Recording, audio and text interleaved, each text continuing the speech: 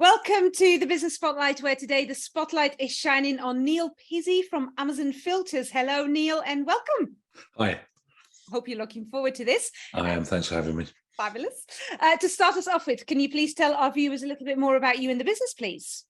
Yeah, so I'm Neil Pizzey. The business is Amazon Filters. We're a best part of 40-year-old process fluid filtration business. So we're glamorously described as cleaning up dirty liquids. Okay. And all that entails, and you know, what that means is we have a very wide exposure to all sorts of industry sectors, because basically anybody who uses a fluid is a potential customer for us, generally in their manufacturing processes. So yeah, quite it's one of those hidden sectors which sort of lubricates other industries, basically. Good to say that keeps other industries going, but that us common folk don't necessarily know much about. Exactly, hidden way. And you know, you'd be amazed at the types of things that we get involved in filtering. Oh, I kind of almost want to find out more. I hope some of that will come out. Yeah, I can think of all the contentious and controversial ones, but I perhaps won't.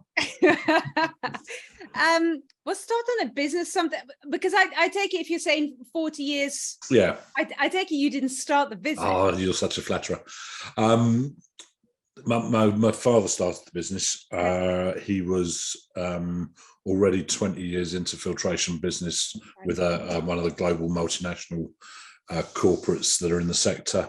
Had always aspired to run his own business and got to, I don't know, early 40s and hit a bit of a now or never moment, I think, and decided on the year that I went to university. I had two brothers in secondary school.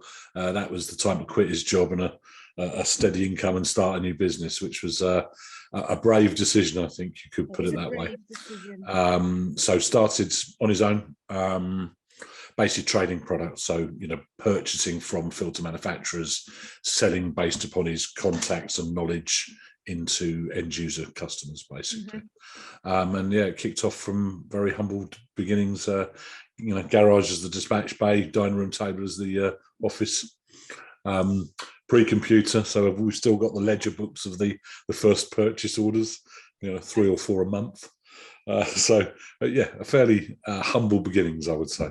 Yeah. And then was it a fairly natural transition for you to say I'm joining the business, or how did that happen?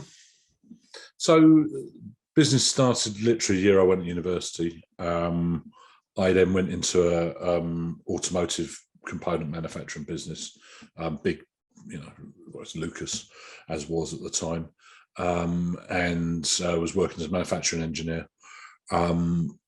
I spent about 6 or 7 years there, so probably Amazon was about 10 years old when I joined it, and it was, I suppose it was a bit of a now or never moment for me as well in some ways, because Amazon at that point was about to transition into a manufacturing business from a trading business. Right.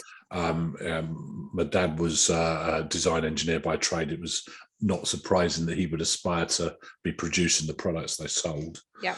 So they needed somebody to set up the manufacturing side. That was my trade. And I guess it was one of those where I would have been uncomfortable in joining a bigger business as the boss's son. It was still small enough at that point such that, you know, I would be part of the make or break of the whole business, I suppose. So therefore, yeah, it was never spoken about, you know, it was never a sort of plan. This was just an evolution and opportunity thing.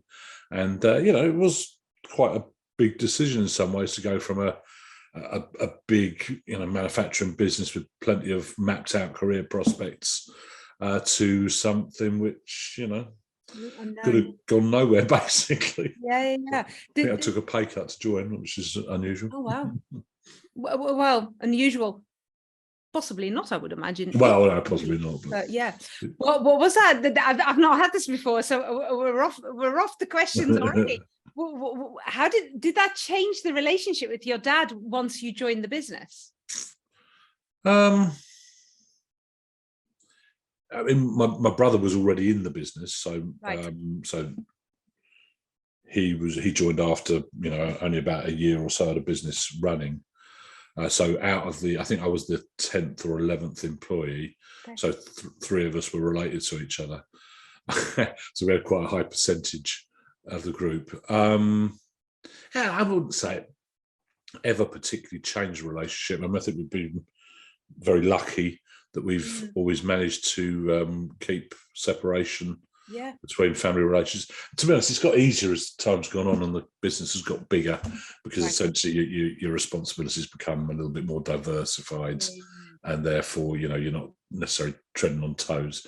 And, there for sure were times where you'd sort of sit in a meeting or something and observe other people in the meeting looking at you like, why are they banging on at each other like this?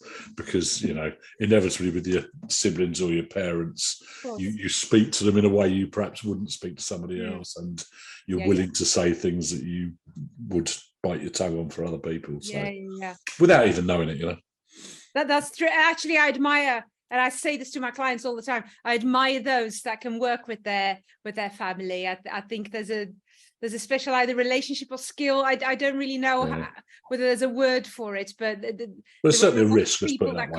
I don't think I think you've got to understand that risk and recognise that perhaps your personal relationships are more important than scoring points at work, basically. I think we've been, I hope, pretty successful at doing that over the years. Nice. Well, 40 years later, you're still. Yeah, well, exactly. It's, so talk me through what the business does really well.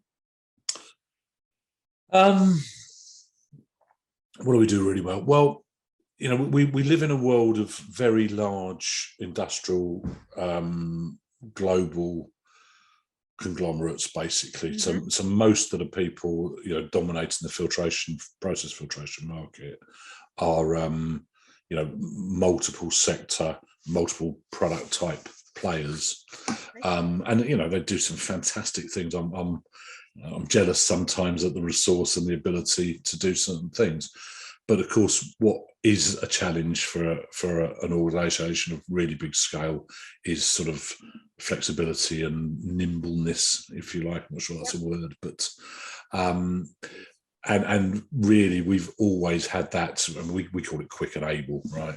So we can do things quickly and we can do it credibly and competently. Nice. And there's lots of people who can do one or the other, but the combination of both is fairly powerful. And really, there's all sorts of other ingredients of success. And I'm not naive to think it's as simple as that, but a lot of it is about that. And making sure that our knowledge, and when I say quick and able, it's obvious that refers to products and availability of products and that side of things. But I think it's really important to always, for us to remember, and everybody around us, is that we're really a knowledge sale. So a filter isn't an object of desire. It's not a Lamborghini or an ornament for your mantelpiece. People don't buy it because they fancy it. They buy it because they need it to solve a problem. And what we're really doing is providing the knowledge of how best to solve that problem. It just happens to be provided in the physical form of a product. So the quick and able thing then becomes, okay, can we provide technical assistance, recommendations, knowledge quickly and competently? As much as anything else. So, that quick and able, I think, embodies what we're all about in many ways. Nice. So 40 years in business, I can imagine that as a business, you've seen quite a few challenges. Talk me through a few of those. Yeah, I guess we have. When we're very lucky in that, I think we've basically had pretty much unbridled growth over that period of time, even though there's, multiple recessions and multiple, unexpected happenings over that length of time. I distinctly remember, was it 2008 banking crash, and we were, my old mates were still working at Lucas in the automotive sector, and I think they were making injectors, and they were making like 17,000 a week or something ridiculous, and then within 2 weeks they would drop down to 170 a week, because effectively the whole of the automotive world just stopped, and we were a main supplier to Honda at the time down in Swindon before that factory shut. Yeah. And literally they shut the factory for 6 months, you know. So, you know, you do see challenges around all these times. But one of the beauties of the sector, and I guess why a lot of people like to be in it, is we're very market diverse. So there's no single market sector that has ever done more than 10% of our revenue in a year. And, you know, most years, nothing bigger than 6 or 7%. And we're also very geographically diverse. So it's a double-edged sword, because it brings a lot of protection, because it's fairly rare that all sectors all around the world go into recession and, you know, reduce demand at the same time. What do they say? You know, in times of recession, you want to be into pharmaceuticals, food, and I can't remember the other one, but pharmaceuticals, everybody's taking antidepressants, and food and beverage, because everybody's getting pissed and eating chocolate to cheer themselves up. And we're in all of those, you know, so we're quite lucky in that way. And then, you know, the geographical diversity helps a lot. Spread, we're 75% export business. Right. Okay. So again, you know, that brings that protection. But the flip side of that is that, you know, if you're market and culture diverse, then it's a complicated sales process, because you've got to be, you know, essentially you're providing similar products to all sorts of different customers who care about completely different things. So, you know, if you're supplying a pharma customer, it's all about traceability, product safety, as you'd hope. If you're supplying food and beverage, you know, contamination control is critical. If you're food safety of materials and things like that. And then if you're supplying an oil rig, they're not so worried about that, but they really care about availability, because, you know, you stop an oil rig and it costs a lot of money. So, you know, it's this sort of, I guess, it makes it very challenging in terms of your knowledge and I don't know, being able to supply what your customers need. And it's back to that able thing, you know, having knowledge that suits your customers. I was just going to say, I guess that over the years you've learned certain industries what they need and how that works. But how do you approach that as a business when there's maybe a newish industry that's coming on the radar where you think, oh, we could provide a solution here? Yeah. How do you get started with that? Well, yeah, I mean, first of all, we like to do that because, you know, one of the other sides of our type of filtration is it's an enabler. So effectively, filtration enables new technologies to happen. And there's, you know, repeating examples of that over the years, and not just for us, obviously, but for bigger players. Being the enabler of choice is the trick, really, isn't it? And that's about following what's going on, making sure you're known to the people who are likely to be developing new technologies, trying to make sure you act out your quick and able. So when you get requests for unusual things for sectors you don't really recognise, it's being, you know, knowledgeable enough to know how to help people, to guide them, because, you know, a lot of the time those people in those new technologies don't really know what they need. I was going to say, they don't know what they don't know yet. Exactly. So you have to be their experts, and that's the position we have to take up. So it's, you know, there's a whole mishmash of different factors that allow you to be in that right place at the right time. And, you know, one of the, I guess, advantages of being a smaller business that's privately owned is that you can take a punt sometimes. And, you know, we're still a bunch of engineers, really, in many ways. And we sometimes take on projects which, you know, in my heart of hearts, I know probably are not a very good gamble. And we sometimes waste more time and money than we should do, just because they're interesting, or because the person who wants your help is charming and, you know, convinces you that you should. And, you know, sometimes I feel like, oh, we've got to be more professional. We should be just running the numbers and saying, no, we can't do that. It doesn't make economic sense. But equally, you know, I know there's been one or two absolute fantastic pieces of business we've done on projects that had no logical justification at the start. and we took a punt on them, and that allowed our customer to be successful in a small way, but it also allowed us to be successful. And that's part of your flexibility of your mix of a small business. And let's be honest about it, it's part of the fun, right? I was just going to say, if you always did the same thing every day, yes, that's great, and that's what creates a sustainable business. Yeah, but you've got to do something fun and a bit absolutely. And if you're running a private business and you're not getting some fun out of it, then go and work in a corporate world, to be honest, because it's a lot, I would agree. The money's more secure, let's put it that way. yeah, exactly. So talk me through your biggest wins. Biggest wins. Well, I guess it depends, what you think of as a win. I mean, clearly we like going up against the really big guys that dominate the industry, and taking an account off of them against the odds is fantastic, right. Because you're punching above your weight, right? But I think wins, if I'm looking at it in a sort of wider perspective, I think the thing that gives most satisfaction, so I'll hijack your question a little bit, sorry. That's all right. Is we're now 250 people in the UK and another 50 overseas, from 10 people when I joined 20 something years ago, 27 or 8 years ago. And it's not .com bubble growth or anything like that, but that's real sustainable year-on-year growth, with people in that group who have been with us the whole of that last 25 years. We're doing service awards at the moment all the time, 25, 20 years. Yeah. So these are people who joined when we were 15, 20, 30 people, and who have grown, and we've all grown together basically. And there's a lot of friendships in amongst that. There's a lot of respect, and there's a lot of pride, I guess, is as simple as that, really.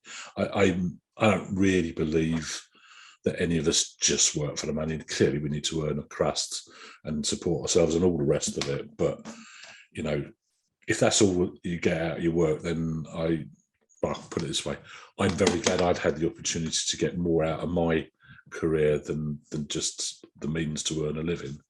And I guess that pride of growing something and being perceived by I hope by our peers and our customers as, a difficult competitor and a valued supplier, and all of those things that give you sort of self-esteem and business self-esteem, I suppose. So that's the biggest wins, I think, really. I love that. A, it's that validation, but B, it's 200 plus people that you've been responsible for. Yeah, I mean, that's a double-edged sword. but you're still here, right? 40 years later. later. Absolutely. I mean, you do feel the weight of that responsibility, but equally, there's some great stories in the group of people who have, not had the most obvious career path, that perhaps wouldn't have got the opportunities that they've had at Amazon. There's, in any business, there's positive stories, there's negative ones, right? People where you think we could have done better by them and all the rest of it. But that is the thing that I see as the biggest win. And on the whole, I think it's a pretty positive working experience for a lot of people to work here, and there's sort of plenty of evidence to support that. So that's the biggest win, I think. Okay. Now, as you've alluded, grown massively over the last 20 years.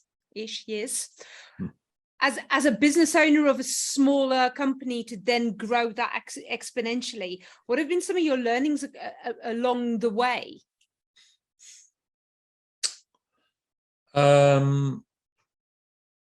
Well, I guess there's been multiple phases of that. When I joined the business, we were very small. I mean, our revenue was less than $1 million.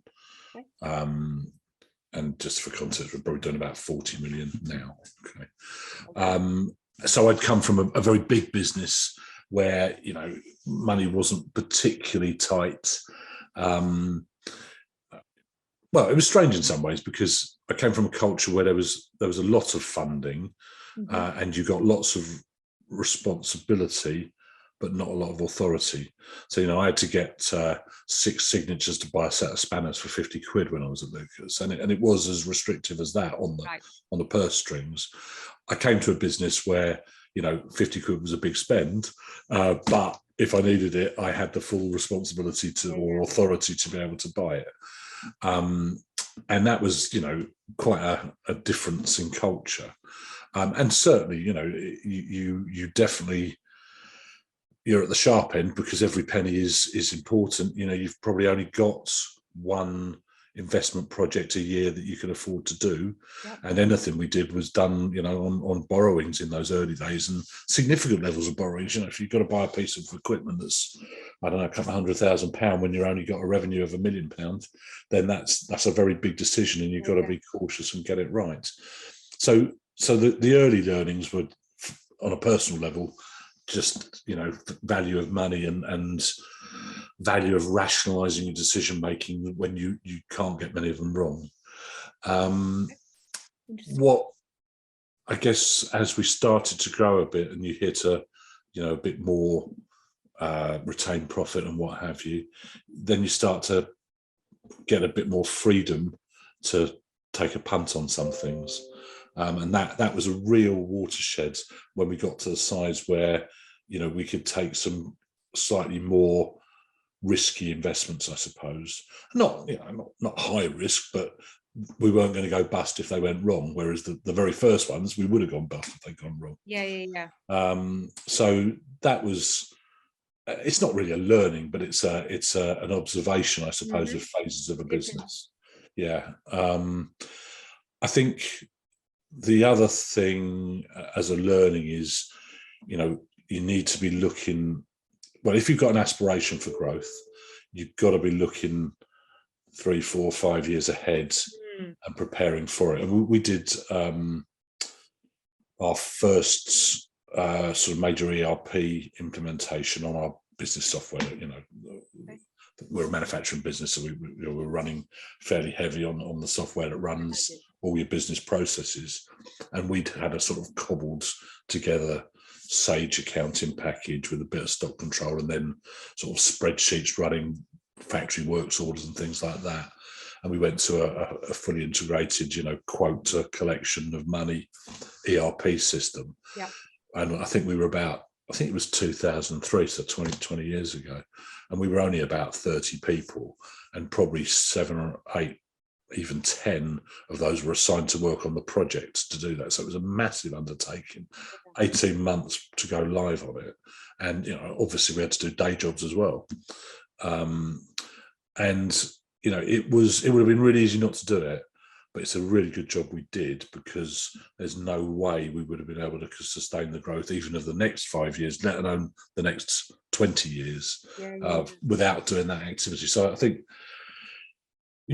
in amongst the day-to-day, having an eye on the future, making sure you're making progress towards where you want to be in 3 or 4 or 5 years' time is a really, really important lesson from it. Yeah, I think. I love that one. That's a great one.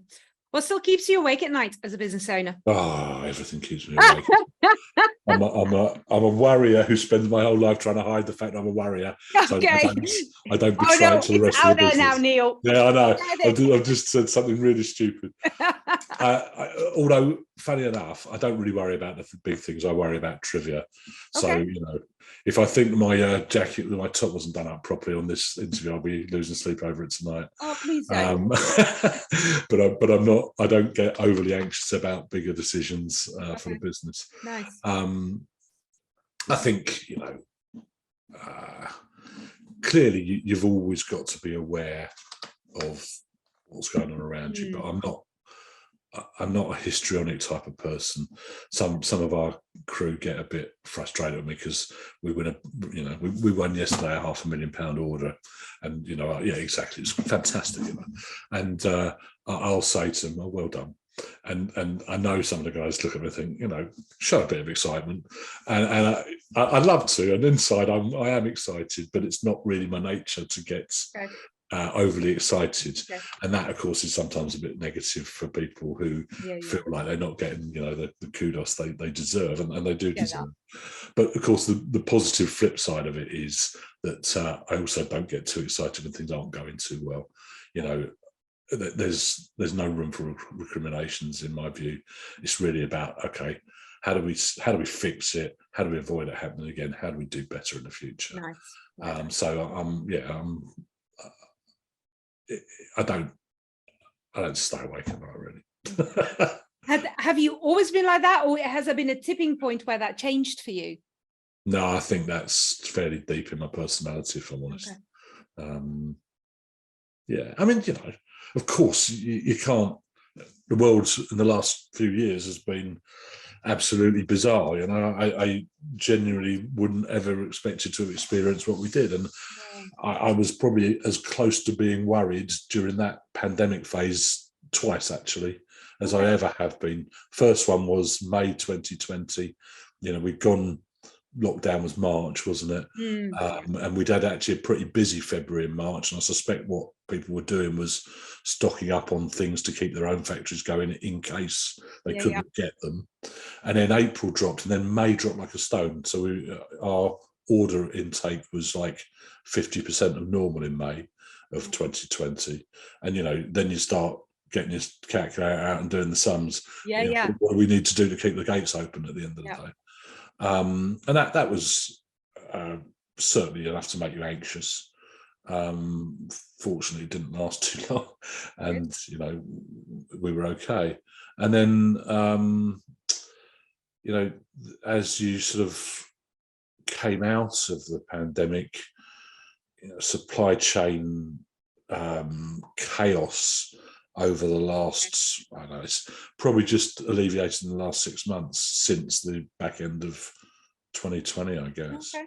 Because it was okay at the start of the pandemic, I guess there was enough stock in the systems, and then everything just started, getting mad, and then you had the Ukraine stuff, and just and Brexit, and everything sort of came together to create perfect storm, and infiltration even worse because filtration was a big enabler of the vaccine programs. All the vaccine programs required large volumes, unprecedented volumes of membrane filters. What that meant was all the big guys in the field were supplying those completely out of capacity. That meant all the medium-sized players like us were filling the void of their customers that couldn't get product in sensible lead times, and therefore we're going mad. And then of course we can't get materials in order to supply, and it's a really uncomfortable position that was unprecedented, where you just couldn't supply people. And we're just not a business that's got a culture of saying no, we can't supply you.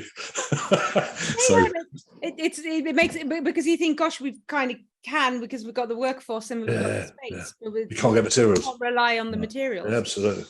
And I've never really known that, and it became, I don't think we could have actually prepared for it, because it was just even commoditized materials you couldn't get. We couldn't get cardboard boxes because basically everybody was sat at home buying off of Amazon, and cardboard was consumed by home deliveries. And literally I couldn't deliver products because we couldn't package them and ship them. Who can predict that? No one. Exactly. So that is correct. Yeah. So it's the unpredictable things that bother me a bit, rather than the things that you can see and deal with, really. So actually that nicely links us up to what's happening in your industry over the next 5 years. What are you expecting to happen? I'm not a great one for trying to predict, because it's all it does is sort of set me up for a fall, really. Clearly there are new industry sectors that are interesting. So it's all about energy at the moment, isn't it? Transitions from certain types of energy to different types. And there'll be opportunities amongst that for the likes of us. There's all the hydrogen programs going on around the world. There's carbon capture activities. There's new nuclear. And a lot of those industry sectors, we're quite well suited for, because again, we're sort of credible and regulatory compliant enough to be able to supply into safety critical sectors, which a lot of film companies aren't really. So the challenge will be backing the right horses and not getting. There's so many projects, but it's all, I would say, a bit Wild West at the moment, and you don't really know which technologies are going to work best and which are going to dominate, and nailing nailing yourself to the wrong cross is probably not the best thing. So right now, being an early adopter is not always the best. Exactly, you've got to be careful, and spread your risk, I suppose. But that will be interesting because it's a very dynamic world. I mean, it's obvious, right? You only have to listen to the news to know that there's this massive program of work globally around doing different things, and that's one of the exciting things about filtration, because we're always in amongst that stuff as an enabler, basically. Nice. So that will be part of it. I think we as a business, well, there's still massive opportunities out there for us. We're still a tiny player. I think I saw a market study the other week which reckoned it's predicted to be $150 billion market sector within the end of the decade. So we're just dropping the ocean.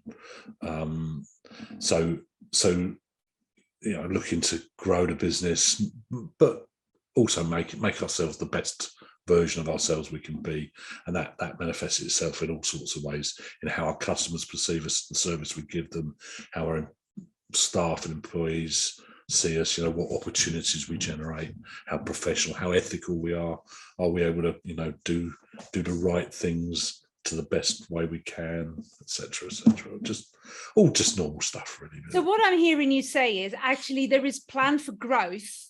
Oh yeah. The industry will grow, but equally for you as a business, still there is a plan for growth. Oh, absolutely, yeah. No, we're not ones for standing still. Nice. It's not my quote, but you stand still and you die. No, we're not ready to do that. We're not ready to take our foot off the gas. Nice. It's again, 30 something years, and a fair chunk of those years were quite a struggle.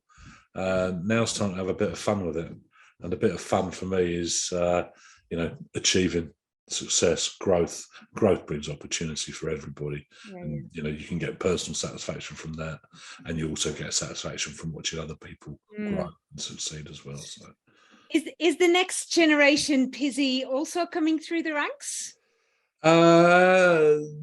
Unknown at present. So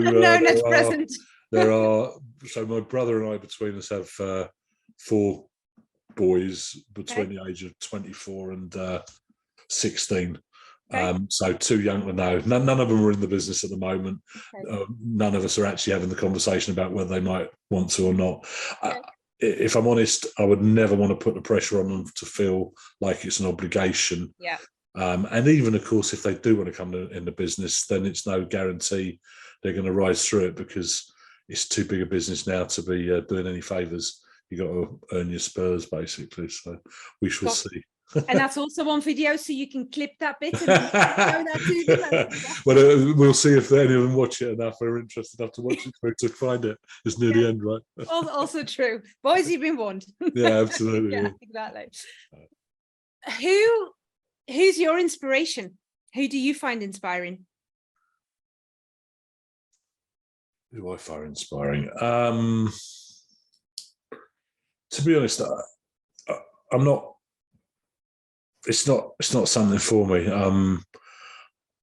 I don't really. I'm trying to find a way of putting it in a, without sounding. I don't want to sound arrogant about it, but I don't really care too much about what other people do. I'm actually a bit cynical. I think there's a lot of people out there that are not very inspiring, if I'm honest. And I'm not suggesting that I am. I just work perhaps at a slightly simpler and lower level than that, which is I try and do the right things as often as I can, respectfully, be a decent person, be a decent business, because I think those two things are very tied together. And be able to go home, look myself in the mirror and think, yeah, you're doing all right, and that's good enough for me in some ways. I don't aspire to sort of inspire the world, and I don't really find the need or value in looking outside for inspiration from others, particularly. Sorry, I feel a bit I don't know. No. I'd love to be able to say I'm really inspired by certain things, but it's just not who I am, really. Good. And the only person you can be is you, right? Yeah, absolutely. Yeah. That's okay. And I'm very comfortable with that. It's not, I sit here apologising, pretending that I care, but I don't really. Own it, Neil. Own it. Thank you. There you go. Are you reading that off of our back? No, why? Not because that is one of our defined company behaviours, is own it. Own it. I wasn't, but there you go. But own it. I'm obviously transferring you by telepathic. Maybe you are. Also, I think, and I'm allowed to say this, being slightly foreign, but I think sometimes as British, you guys are way too polite. You apologise for everything. Stop doing that. Just if that's your belief, just own it. You're right. Thank you. I'll take that advice. There you go. Left you with something today.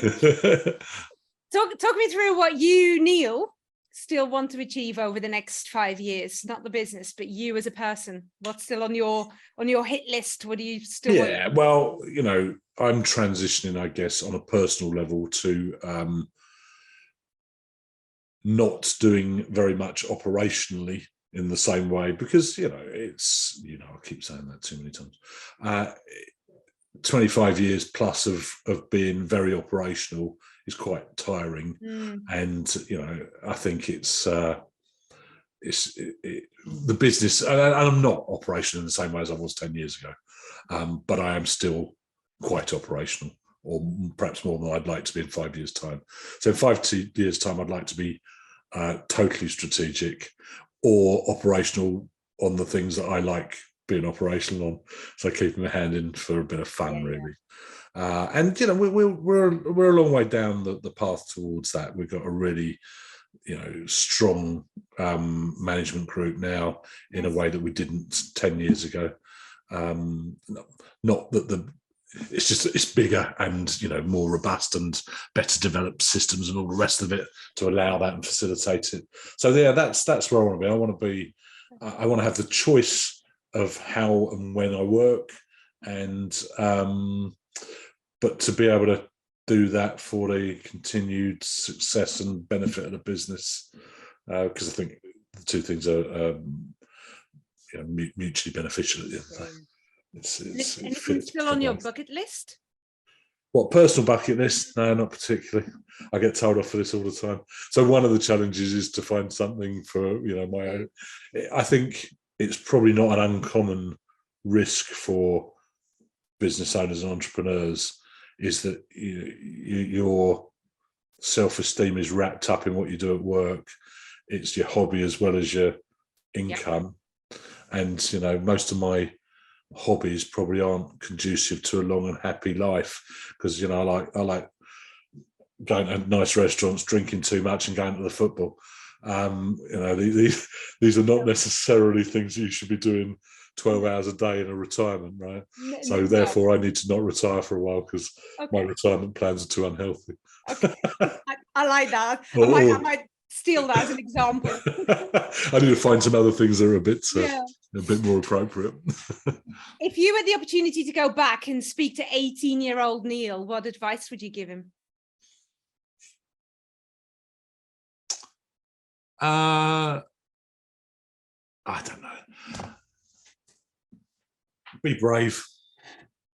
I think one of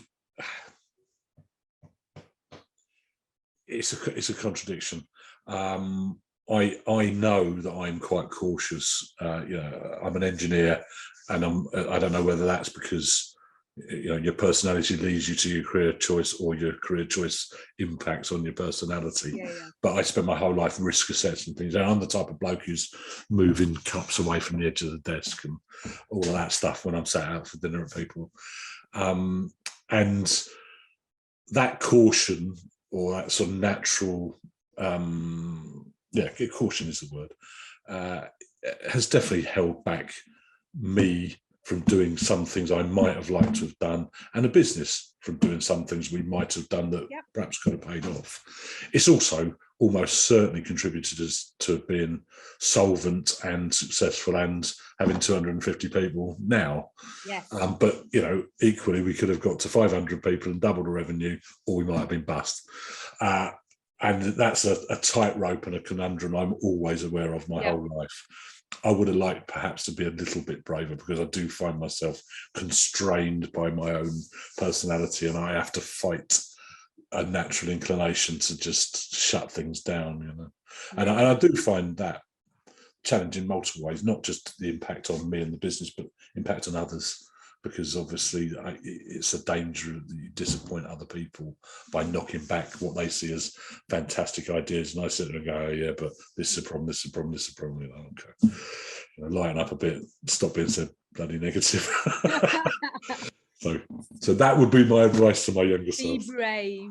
I'm not sure I could have taken it, because these are things deep in your psyche, aren't they? They can be, that's for sure. Yeah.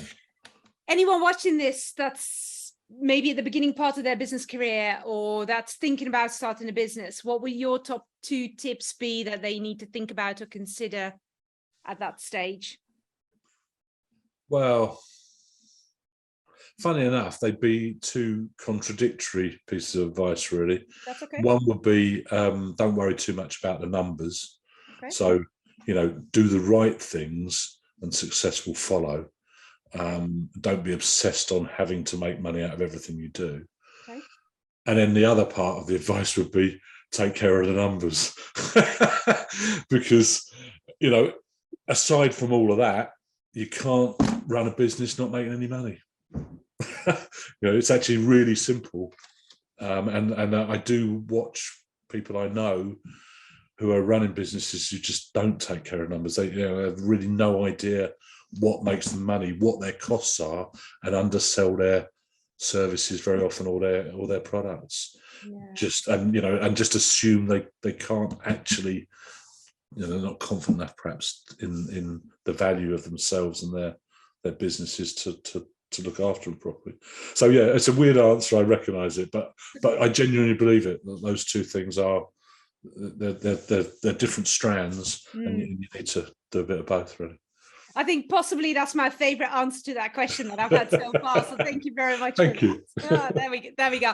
On that note, thank you so much for your time today, Neil. There are so many great takeaways from this. I have no doubt that anyone watching this, especially the boys, will really enjoy that. That's the bit I'd like you to edit out, if you don't mind, because they'll be giving me a load of stick from that, I'll tell you. No, of course not. That's the fun of it. Thank you so much for being here today, for giving us your time and your wisdom, and share some of your journey with us. The link to connect up with Neil and the business is in the comment section, so please go and do that. Let us know how much you've enjoyed this interview. Thank you for watching the Business Spotlight. Until next time. Thanks, Neil. Thank you.